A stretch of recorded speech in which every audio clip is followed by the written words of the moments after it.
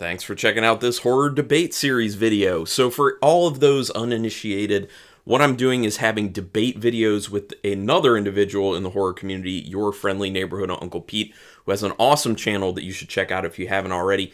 He is linked in the description. So he has one side of the debate, I have another side of the debate. You can watch both our videos. You should watch both our videos at the very least. Then if you want to, on my community tab, you can come and vote for who you think did the best. Or you can even just vote and say, look, it's a tie. You both did an amazing job. It's a tie. So that's an option. It's just a for fun thing because people do like to vote. And polls, that's another thing people like. So obviously the topic for this one is the best new horror movie trend. So the position I'm taking on this, what I think is the best new horror movie trend, is basically different perspectives coming into horror.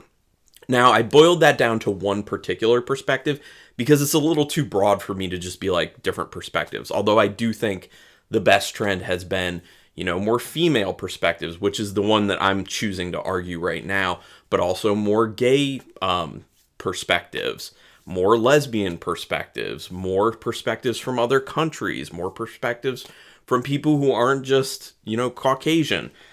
All these things are really good. And so some of the arguments I'm going to make about the female perspective being the best trend will kind of apply a little bit to all of those other perspectives as well. So just know that. But I'm going to talk about female perspectives in horror and why that's the greatest new trend.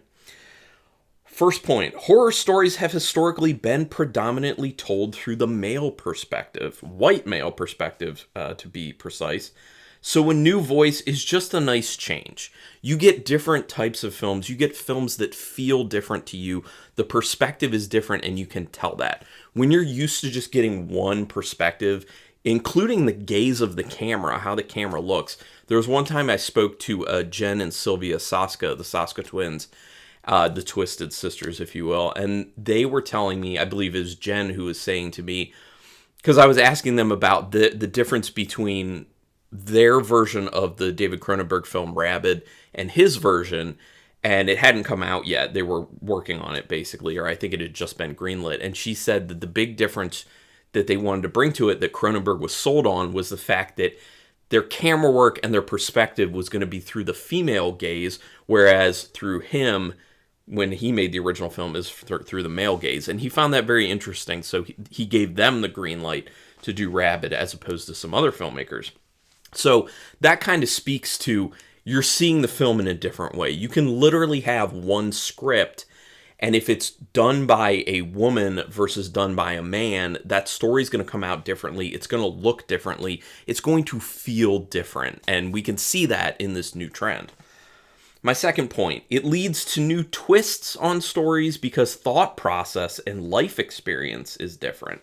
And I'll get to some other stuff kind of tying into this in some later points here, but if you think about it, men have a very particular, especially white men, have a very particular set of experiences that they have in life.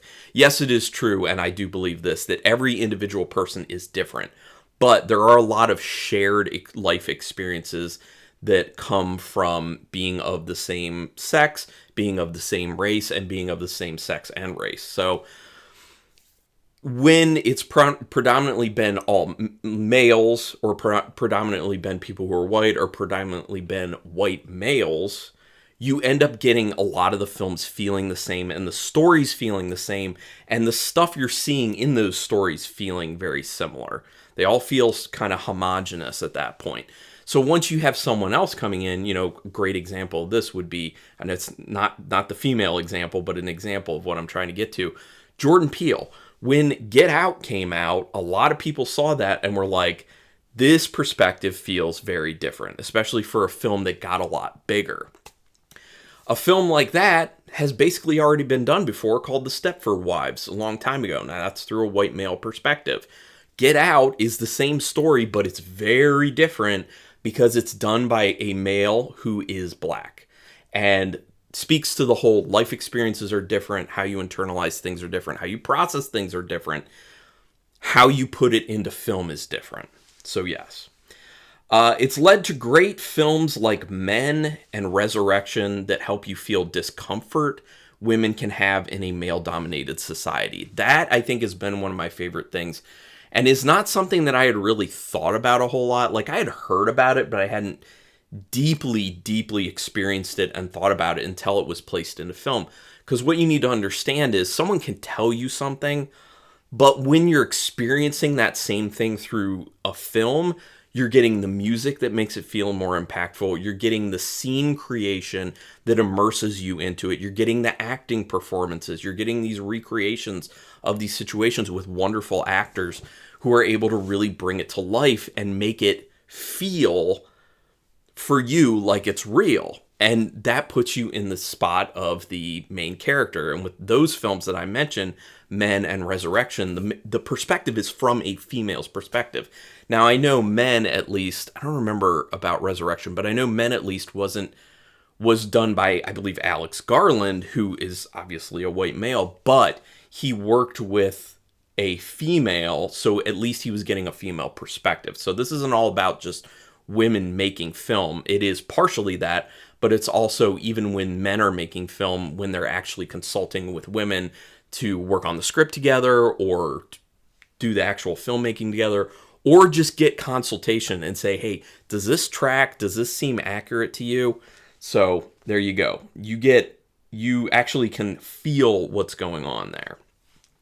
My next point, it's starting to open up maternal horror films that deal with familial and societal pressures to have children. Now, 2 examples of this more recently are the film Clock that was on Hulu and Huesera, The Bone Woman, which is on Shudder at the moment. And this actually breaches a topic that has been pretty off limits. You know, people don't really talk about the fact that there's too much pressure in society to have children. It speaks to me in particular because I'm a person who hasn't wanted to have kids. Same with my wife. We are childless by choice, we always say, and you still get a lot of pressure from people who just make the assumption that you should have kids. You know, you have people say to you all the time, but you would be a great dad. I know I could be a great dad, but that doesn't mean that I should do it. That doesn't mean that it's for me and that it's something I want to do. You know, just because you can do something doesn't mean you should do something. So it's opened up that, which I think is a brand new thing because it really has not been touched on, at least the way it's been touched on in those 2 films I was talking about in horror, and I think we're going to get even more of those. And it took the female perspective to bring that into being, because if you do it from the male perspective, it does not play as well. It does not have the same impact because it's the women who are birthing the children. It's not the men who are able to birth the children. So the experience is way different, way less intense. Although, you know, I know that, you know, any man who goes through having a child in any way, there are a lot of challenges as well. I'm not trying to diminish that. I'm just saying it's very different perspective-wise. So, yeah. It can bring more female viewers due to having the appeal of a perspective that feels more personal to them specifically. Now, I do want to qualify this by saying there are already a lot of women who are in the horror community. A lot. So I'm not trying to say that there aren't women in the horror community. I just think that it could make it more appealing to women who are not into horror films right now. Once they see a film like this and they're like, hold on, you know, maybe something like Ginger Snaps that actually is dealing with, you know, a woman going through the change of womanhood, or the Company of Wolves is another one. Now, those aren't done, well, one of them is actually done by a woman, Ginger Snaps. The other one, Company of Wolves, is not, but it's female perspective. So, in a sense, you know, it has been there, but it has become a much bigger, more widespread thing with female perspective. So, yeah, and it's well known that if you're seeing something that you can relate to better, you're more interested in it. You know, just think about seeing any film that you felt like you really couldn't relate to what was going on there, and you just don't connect with it as much. You may not be as interested in what's going on with it. You just don't understand it to that degree. So, yeah.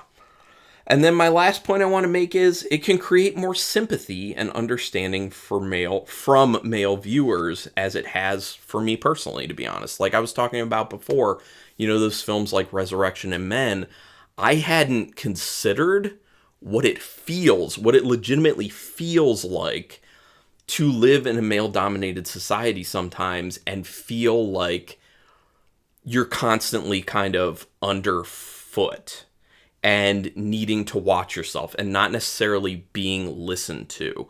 And those are things that come through in those films, and they do it in such a way that you're feeling it from the perspective of that female character, and you're going through it, basically. So whereas, this is what I was saying before, someone can tell you this is how it is living in a male-dominated society, it plays so much differently, and you understand it better because you can internalize and feel it if you're seeing it in a film format.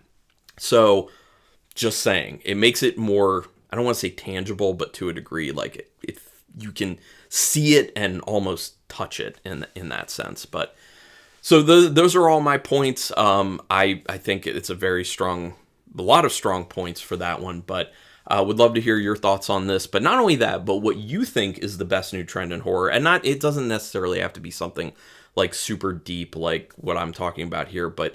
It can just be, I like the way people have gone with, the kills in films, or, whatever speaks to you, because I'm always interested in hearing whatever other people have to say, especially differing perspectives on things. So go ahead and put some comments down there. Let me know. Like I said, make sure you're checking out Uncle Pete's video as well. Also, just check out his channel in general. He's making a lot of good stuff.